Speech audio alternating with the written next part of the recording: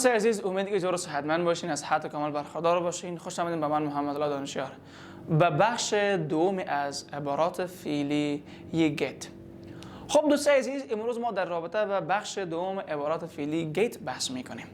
خب عبارات فعلی اول ما چی هست؟ get along. get along خیلی phrasal verb پر استفاده هست. get along means to have a friendly relationship. یعنی با کسی رابطه دوستانه داشتن معنی میده. She cannot get along her anymore. یعنی اون نمیتواند بیش از دیگه رابطه خود با او چی بده؟ دوام بده یا get along بکنه یا رابطه دوستانه داشته باشد با او. خب phrasal verb دوم چی هست؟ get out. Get out means to become known. I don't want to be get out that I'm living. خب get out به معنای چی هست؟ مشهور شدن و همچنان get out به معنای بیرون شدن هم هست، ناگفته نمانه. مثلا get out of here، مثلا بیرون شو از اینجا. در قسمت ناگفته نمانه که phrasal verb ها معناهای زیاد و معناهای متفاوت را در جاهای متفاوت افاده می کند. خب phrasal verb سومی ما در رابطه با get across هست. Get across means to make somebody understand. Get across means فهماندن یک شخص. So I'm gonna get across himself about this issues. So ما میخوایم که مثلا در رابطه با این موضوع بفهمونم. پس get across به معنی از این هست. و همچنان phrasal verb دیگه داریم get away. Get away means to escape from a place. یعنی get away دور شدن یا مثلا فرار کردن. He wanted to get away last year.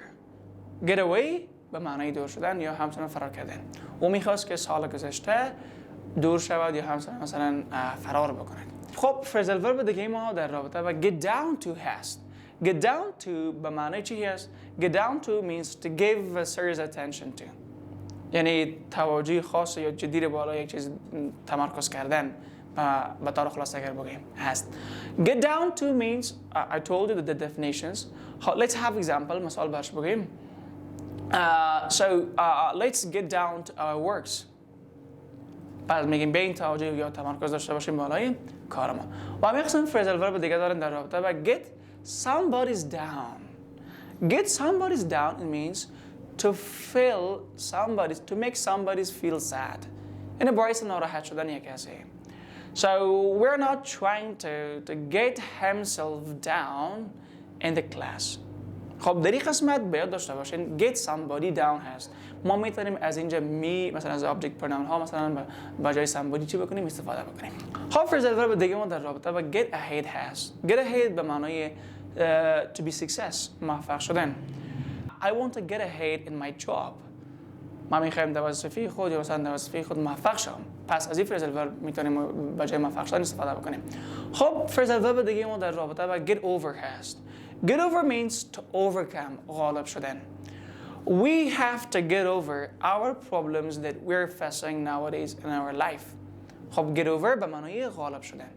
اما این قسم phrasal verb دیگه ما در رابطه هست get around. Get around means to visit a lot of places. یعنی از جاهای زیاد مثلا دیدن کردن، بازدید کردن به معنی ازی هست. So I think she wanted to get around of the city. پس get around به معنی بازدید کردن. و همین قسم phrasal verb آخری ما هست در ای هست get through. Get through means to be connected by phone. So I've tried many times to get through himself. من کوشش زیادی کردم که مثلا با او در تماس باشه یا مثلا در ارتباط باشم، پس نشد. خب پس get through به معنی در تماس بودن. خب این هم بود در رابطه با phrasal verb های امروزی ما. امید که از چیزی فرا گرفته باشین و همچنان کوشش بکنید که در اسپیکینگتون زیادتر از این phrasal verb ها استفاده بکنید.